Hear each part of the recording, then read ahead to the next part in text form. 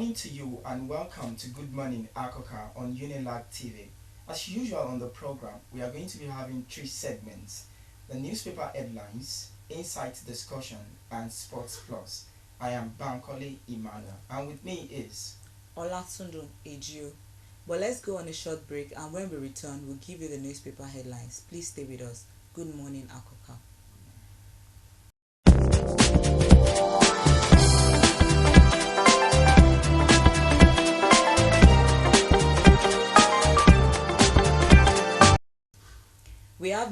We have four newspapers we're going to be reviewing this morning. We have the Nation's newspaper, Guardian newspaper, Daily Independent, and This Day newspaper. the Daily Independent leads with intrigues as Jonathan's shop for new IJ. That goes with the rider. PDP lobbies president to return Abubakar. South leaders want Umbu. Retired officers, politician push for DIG Hassan. You can find that story on page 2 of the Daily Independent. Also on Daily Independent, Lagos lawyer Bamidele Aturu dies at 49. That's on page 48 of Daily Independent. Racism in French school, Ecole franchise Marcel, page 42. That's where you can find the story. On the Nation this morning, Lagos lawyer Aturu dies at 49. We can have the full story on page 66. APC, Jonathan's re-election at all costs endangers Nigerians.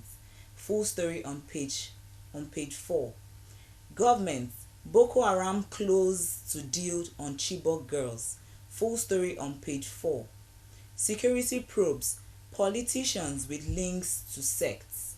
Full story on page 4. Osun 2014. We have no candidates for election, says Khan. Voter cards. Government worried over youth and elders. LP warns against violence. SDP to review taxes. Full story on page 8. The This Day newspaper leads with impeachment. I will seek Jonathan's assistance when necessary, says Nyako. And that goes with two riders. He insists he won't resign. Investigative panel invite governor, deputy governor.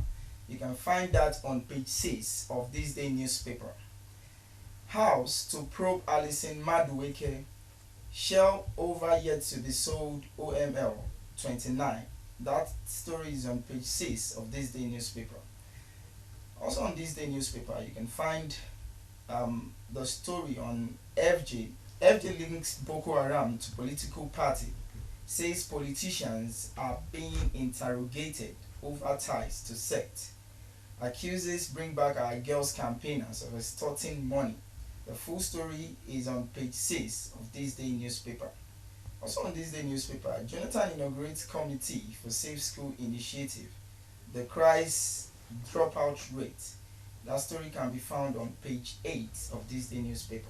On Guardian newspaper this morning, National Confab splits over modality for reports. Rights activist Aturu dies at 49. Full story can be found on page 4. Jonathan directs FRSC to impound unregistered vehicles. Labour to clamp down on operations of Chinese construction companies. FIFA suspends Nigeria with immediate effect. Full story on page 88. That's all we have for you on newspaper review this morning on Unilag TV. Please stay tuned when we bring to you Inside Discussion. Please stay with us.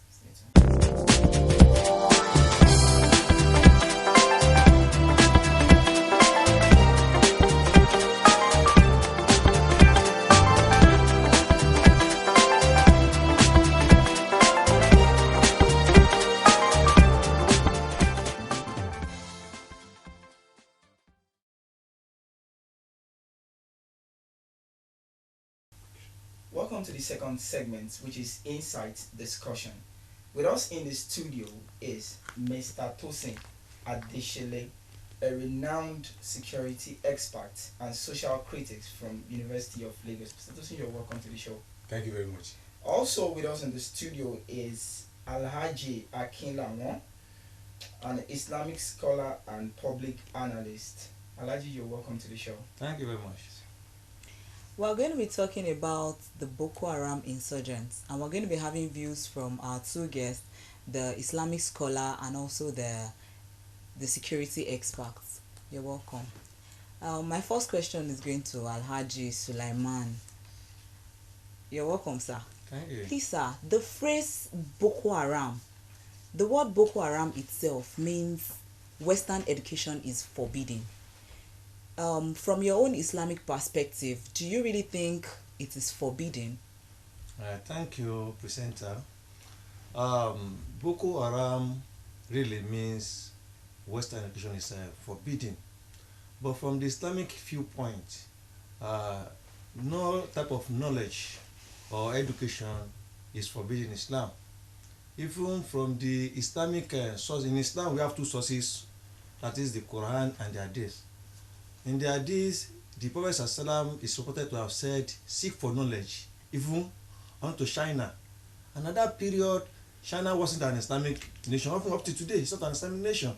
So if the Prophet can advise Muslims to even go and seek knowledge in China, it means that any type of knowledge or education is allowed in Islam for the advancement of mankind. So, Alaji, what would you say? Because the Boko Haram sects are actually claiming that what they want is an Islamic country, and as a result of that, they claim to be on a jihad. What's your take on that? Well, thank you. The concept of jihad in Islam is misconstrued by so many people. People be like, when we say jihad, they think it's taking up arms or killing people. It's not so. Jihad from the literal word means struggle, that is striving for a cause. Even when you go to school, you get educated, you are doing a struggle to achieve something in life. So jihad means to struggle for something. It can be anything. So when we say jihad, it is not only war, as it is said by so many people. In Islam, you cannot force people to become Muslims, talk less of forcing a nation to become an Islamic state. For example, in the Quran says, La ikraha fi din, there is no compulsion in religion. So if the Quran says there is no compulsion in religion, so anybody coming out to say we want to force people to accept Islam or to force a nation to become an Islamic country, then it's not representing Islam. Maybe they have their own agenda, one may not know, but that is not the position of Islam as far as that is concerned. Okay, in your own take, do you think there is any affiliation with politics based on the Boko Haram? Well, I'm not a politician. I'm an Islamic scholar, as you rightly said. So I wouldn't know what's happening in the political sphere. But as far as Islam is concerned, the activities of Boko Haram, so that we have witnessed in Nigeria, has not represented Islam in any form. It's not Islamic, and it cannot be accepted as Islamic way of thinking. See, in Islam, people are free to practice whatever religion they belong to. So forcing people to embrace Islam, doing jihad in the name of Islam, abducting people, children from schools, all these are alien to the Islamic religion. And as far as I'm concerned, I don't know, maybe the expert can say about that or any other person. If it has linked with politics or not, I don't know. But from Islamic viewpoint, it's not acceptable. Right.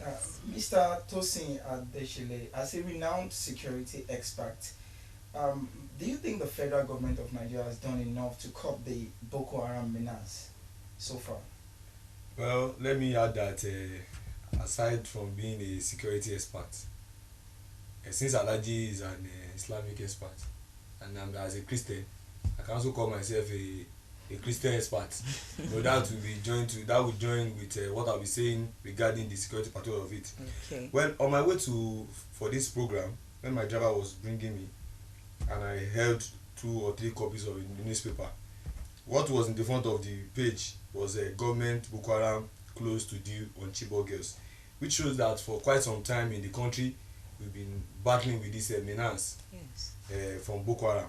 And I can tell you particularly that government has not done enough. You see, the Boko Haram issue in Nigeria has been able to expose the weakness of our president. You see, in a country whereby it's very difficult, you know, this Boko Haram, all of it came in as a form of distraction to the government, and you can see that since the distraction came, there have not been anything significant that anybody can point about. I start to be corrected on that, but I can tell you from my own perspective, you know, when you look at a developed, Nigeria is not a developed nation. You can say it's a developing nation. So when you look at the rise, you see that when we move 5 steps forward, we go 6 steps backward. We are even drawing the ones we have achieved before. Indirectly, it's nothing to show about it. So I would say particularly that government has not been able, and it's not in the agenda to tackle Boko Haram menace. Even when you see it on the form of, on the pages of the newspaper, it's just there like a mere, just for them to know that maybe there is stock on it. They are not doing anything, because what you see them do is to pay visits to a place. Everybody is looking for what is going to eat. Mr. President is waiting for how you can spend another term, while Nigerians are getting the bad side of it from Boko Haram. So on the part of the government, as long as Boko Haram is not bombing where they are, as long as their children are not affected by Boko Haram, it's the poor people. Look at the Chibok girls. Where are they? They are from one village. I can even call it a slum. Let them go to Aso Rock and kidnap the president daughter. Then we know, you see, the government will tackle the Boko Haram. Very easy. Thank you. Thank you very much. So far, you think the government has not done anything to recover the Chibok girls as well? I've told you, this is, we don't need to, I don't need to, you know, you see, before I became a security expert, I studied journalism, and then, you know, my passion to see to the development of this country took me outside the country to take some study as regards security in the country. You know, in the last administration, we've also had challenges. Yes. But let's say that predominantly in this current administration, this Boko Haram has been a very, very big canker one that the Mr. President has failed to address. Now, my question now is, is it that the people in charge of Boko Haram, are they the people working with the president? Because, you know, it's get to a level that when it's that something is really affecting, and this thing that is affecting is claiming lives, and the government is not doing anything. Let's look at the constitutional role of the president. The president, the first duty the president is to do is to protect the life of the citizen. Protection. Now, since the president since he came to power, let's say that we have 6.5 million Nigerians. The 6.5 million has reduced to 6 million Nigeria. What is he protecting? So the government has not done anything. You know, let's look at it. Then now, let's now look at another very, very important, very important point. We look at the Nigerian population itself. Let's look at the decline. Let's look at, you know, the low life expectancy. Yes. So many issues are really, but let me say the one that is most threatening in Nigeria is security issues. And we have held meetings, we have written letters, we have, you know, we've written, sent a lot of proposals to the government. Let's have a roundtable discussion. Let's see how we can tackle this menace. Let's see whether we can work with international organizations. We've traveled out of the country to have various meetings on how we can, you know, tackle this issue. But the president has been paying a lip service to it. So you can see that they are not doing anything towards it. Yeah, Mr. Tosin, you just make mention of the international organization. I think that was like 2 months ago. Some international communities actually offered some help. Are you trying to say now that the federal government of Nigeria has tried to frustrate their efforts so far, or what are you trying to say? You see, I've once worked in a government ministry, and not every discussion you have in a meeting that is publicized in the news or media is actually taken into consideration. Yes. As long as there is no signed agreement in a particular, that's why we say labor leaders, when they meet the government, they will tell them that you have said this on here, you are going to give us 10 million, put it in paper, sign, we want to see. So the international organization offered to help. It was on the media. Now, when they had meeting with the president, was there any agreement between them? When you call me and you tell me, okay, I want to come and protect your house, and I say I've heard, and the discussion ends there, will I leave where I'm staying to come and protect your house? You can see. So it goes beyond what you've read on the page of this paper. Do you think the federal governments are afraid of Americans coming to dominate Nigerians, or other countries coming to dominate Nigerians? I would not want to go political, because Okay. freedom of speech is guaranteed in Nigeria, but freedom after speech is not guaranteed. So as a security expert, I know what is at stake if I want to divulge some information that has nothing to do with this program. But what I'm trying to say is that what we need to do in Nigeria is that we need to do a lot of sensitization. And when I mean a lot of sensitization is that when time for election comes, as a matter of fact, time for election is near. When our elected representative comes to us, let us ask them a question. What have you been able to do in the last few years? Have you been able to protect my life? Everybody is living, sleeping, closing only one eye. The left eye is open because anything can happen. I told my children, I said, pack your bags, your very important clothes, put water there. I know anytime once the noise we hear go, everybody will carry their bag out. You see, we are not comfortable. There's no peace in the country. Everybody is afraid. Once you wake up in the morning, Boko Haram. When you wake up in the evening, Boko Haram. Boko Haram has nothing to do with religion. Let me tell you that one. That's why I said Alhaji has been talking on his stand. I want to talk as a Christian. It has nothing to do with what is happening. It is self-sponsored. Who are the people behind it? Government knows them. Expose these people, they refuse. So that's why I say that we have been having meetings with them, but by them not paying the right attitude to it, it shows so many things are behind it. But we will not want to go into the too much so that we will not waste our freedom of speech. So that after the program, we don't know what to happen. We know we are in Nigeria, anything can happen. Thank so you. That will also safeguard your TV station, so that we will not have any. Alhaji, I have a question for you. I don't know. We've actually heard some people say that the maybe the top Islamic I think experts or in the country, that they can't actually negotiate on behalf of the federal government. Do you think that is possible?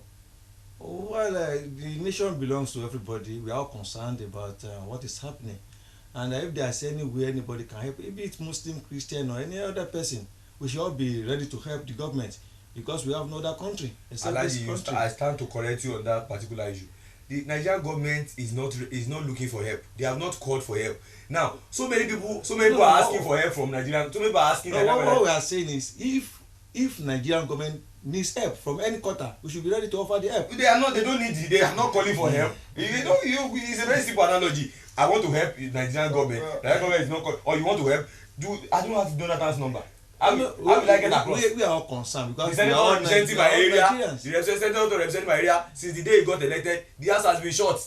Until when he's coming back for election, that's when he's going to come to the house. How do I get across? What we are saying here is that we shall all help if there is need to help. And I just be very far too. I still stand with that. Nigerians are ready to help. I say it's very good that we are ready to help. The government is not showing that they need help. We talked about the international organization. They want to render help. What has all this help? What has it? It's a very simple issue. So the government need to humble itself and let people understand what's going on. This government is very, very secretive. You know what is going on. Yeah. But thank you very much, Mr. Tosin. But the last question I want to ask now is, Mr. Tosin, we've heard so many times that some of these Boko Haram people, they've been arrested and many of them are in jail or something. What do you think is really happening? Have you heard something like that too? Well, before we talk about the people Boko Haram that have been kidnapped, okay, the Chibok girls were kidnapped. Many days after, we heard that some escaped. Okay. Days after again, we heard that some Chibok women escaped. I even want to know, these Chibok girls, where are their parents? I want the government to bring them out one by one. They tell us, this is my child. Show us picture. You don't get. This thing is becoming. If you don't go, I'm trying to say that we are the people. The records. There's something missing. Many of them are not in good states. I don't agree to that. We said over 200 and something Chibok girls has been kidnapped. Now we saw the video that was released by the president, the leader of Boko Haram, Shekara. We saw the number of those. When you count the number of are they up to 200 and something? And they said many of them have lost their lives. That is one. You see. It is, I told you that I had a little of journalism background. They said some have lost their life. We were not there, and for now there's nobody there that have his contact that can call, that can tell me the true state of things. It's what we are hearing. Now let me go back to the issue of the people that they've arrested. I can tell you categorically that nobody has been arrested. Yes, nobody has been arrested. You have your facts. Nobody has been like it's the same country where we are arrested. You know, our security people, you know, that's why I say as a security expert I know what is going on. Our security, our IG we want to retain his job, and likewise so many other people, and they tell us that we are So let me tell you the missing link. Let me tell you the missing link. The missing link is that we see innocent people walking on the street and they arrest them and they say they are Boko Haram people. That's the problem, because you see innocent people suffering from what they know nothing about. You made a statement now that I want to go back to. You said the high G would not want to lose his job. Definitely. Does that mean there's anything coming from the people at the top? No, what I'm saying is that directing the as long as the Nigerian police force, as long as they announce through their PPRO that 2 people has been organized, has been arrested, that linked to Boko Haram, they will say, oh, they are attacking Boko Haram. It's to gain record, it's to gain applause. You know, that's what I'm trying to bring out. And let me give you an instance. You know that for this innocent people going on NYC, this NYC of 18, I want to praise the people behind the establishment of NYC. But you know that in NYC, when they arrest you, maybe outside your PPA or whatever, nobody will come and bail NYC, not bail you. Your parents will come and bail you. So many innocent people have gone to serve their fatherland. They are behind the bars, and there are so many innocent people working on the street looking for a job. You know, I have so many list of people over 5 years working around the place looking for a job, because these people have gone to recycle their children there, saying that because we want to die there. So if you go to the behind the bars and check people that have been arrested that is linked to Boko Haram, they are the people that they are innocent people. They don't know nothing about it. But one very important thing we need to know in Nigeria is that it is getting to the dead end. You know, when I say dead end is that in a case where people are pushed to the wall, in a case whereby we have people that is ready to offer help and the government say we don't need them and they are not doing anything, you know, we are going to a dead end. I want you to know that it's a very, very important topic. So Mr. Tosin Adeshile, what do you think is the way forward? What do you think we can do to solve these security issues we have in Thank the you, country? Mr. Bankole. I like that very much question, because you see that in Nigeria we do more of complain. And in a country whereby you complain, you don't provide solution, then we are not going nowhere. First and foremost, the government should show readiness that we are ready to tackle our challenges. Every country of the world, even America, they have their problem. Yes. Every nation, no nation is totally alienated from problems. Yes. So our own is not an special case. So what we have to do is that the government should be ready to tackle menace. Now there be a stakeholders forum.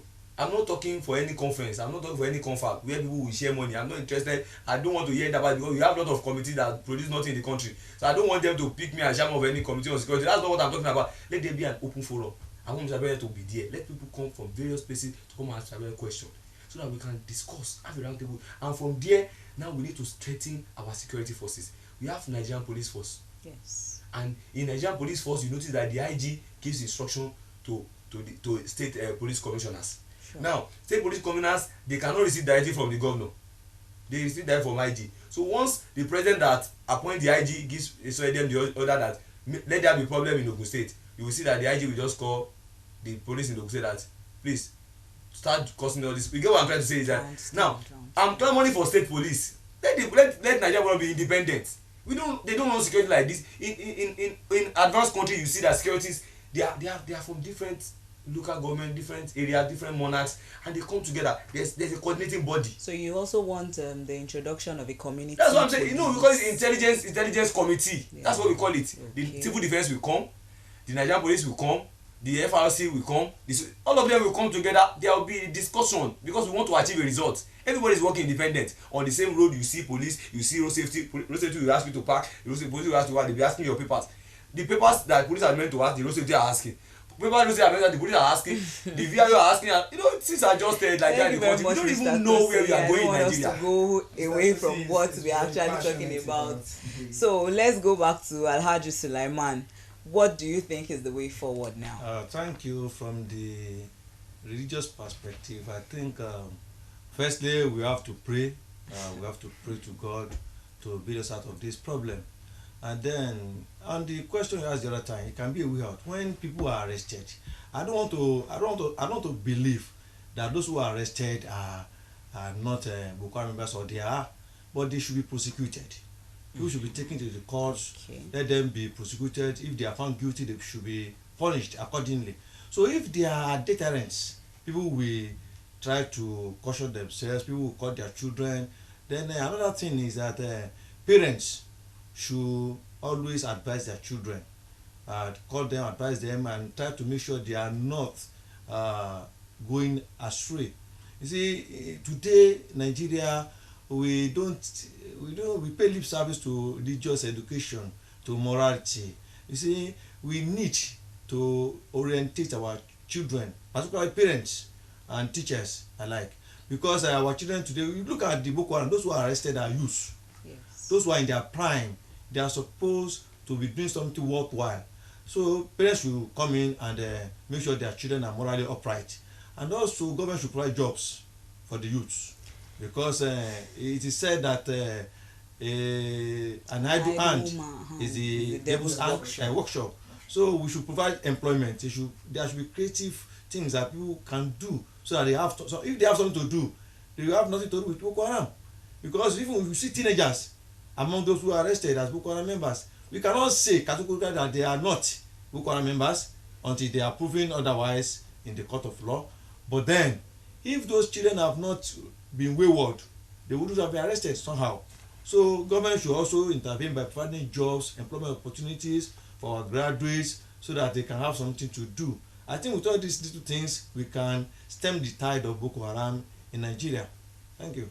Thank you very much, Alaji. Wow, that was a lovely discussion by Alhaji Sulaiman, an Islamic scholar, and also Mr. Tosin Akin Adeshile, a security expert. Well, thank you very, very much. We really appreciate it. We want to thank you too for calling us, and I want to appreciate my assistant, Tokwa Amudigbe, who came with me, for this program. We had to leave some very important schedule to attend to your program. So we wish you well, and we appreciate your effort in discussing ways whereby we can provide solution to the country at large. Thank you very, very much, sir. Thank you. This is where we'll end this part of the segment, Insights Discussion. Let's join Damola when he gives us the sports update. Thank you very much. Thank you. Це друга жовта все-таки, але... А от уже після того він отримав другу жовту.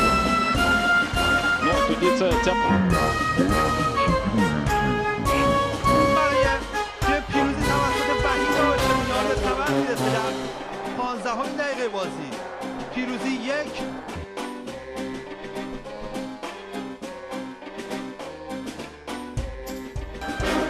خودي أو خليلي في التغطية. خليلي حذاري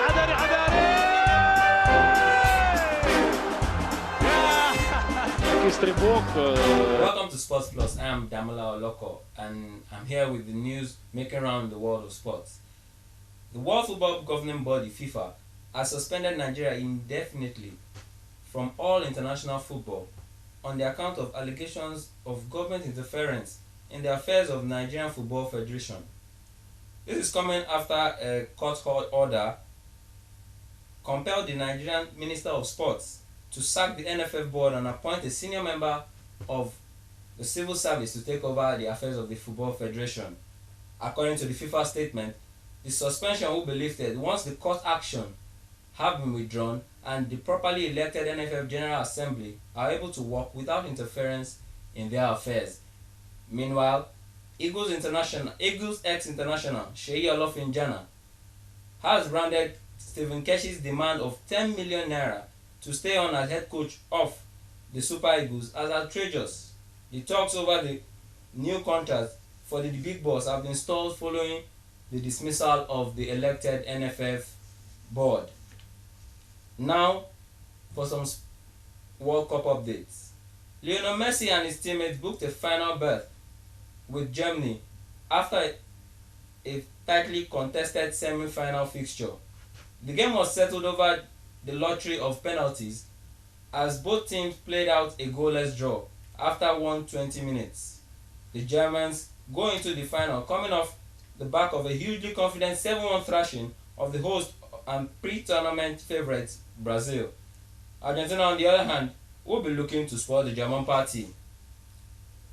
In transfer news, Luis Suarez looks set to leave Liverpool for FC Barcelona in a deal estimated to be worth almost £70 million. Chelsea have announced the capture of Spanish internationals Cesc Fabregas and Diego Costa. Both players have been unveiled at the club's Cobham training ground, and head coach Jose Mourinho has indicated that they will play integral parts in the team next season. Mario Balotelli has tendered a transfer request to the board at AC Milan in a bid to push through his move to Arsenal. On to tennis. Novak Djokovic ended his Grand Slam drought and Roger Federer's hopes of a record 8th Wimbledon title with a thrilling 5-set victory in front of a 50,000 strong crowd. In women's final, 6th seed Petra Kvitova claimed the title in just 55 minutes as she defeated 13th seed Eugene Bochard 6-3, 6-0. That's all we can take on Sports Plus today. That was Damola Oloko. Hope you enjoyed the world of sport. Wow, it's been a wonderful show today on today's edition of Good Morning Akoka. Hope you join us tomorrow morning for another exciting package. Please stay with us. And a very big thank you to our Executive Director, Dr. Ifoma Amobi, the cameraman, Tosin Adeshile, the producer, Wumi Olasende, the studio manager, Tope Amudepe. You can also watch more of our program on YouTube channel. It's running on your screen at the moment. And our Twitter handle is @GoodMorningAkoka. Thank you very much for staying with us. God bless you. Good morning, Akoka. Akoka.